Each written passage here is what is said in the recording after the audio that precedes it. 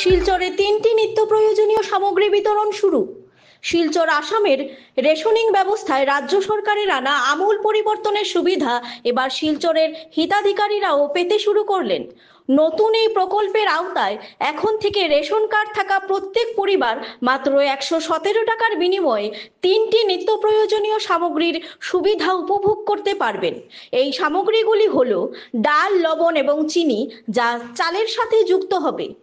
একই দিনে শিলচরের রংপুর করাতে গ্রামে কাছাড় জেলা প্রশাসনের পক্ষ থেকে এক সভার আয়োজন করা হয়।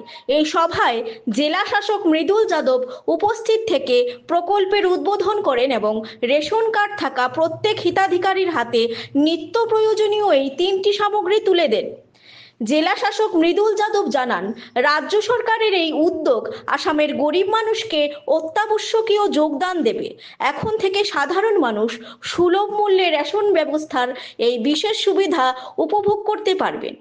তিনি মুখ্যমন্ত্রী ডক্টর হিমন্ত বিশ্ব শর্মার এই জনমুখী প্রকল্পকে সাধারণ খেটে খাওয়া মানুষের জন্য মঙ্গলময় ও গুরুত্বপূর্ণ বলে উল্লেখ করেন। জেলা শাসক আরও জানান, এই মুহূর্তে 117 টাকার বিনিময়ে সামগ্রীগুলি বিতরণ করা হলেও আগামী জানুয়ারি মাস থেকে নিত্য প্রয়োজনীয় সামগ্রীগুলো মানুষ মাত্র 100 টাকায় পাবেন।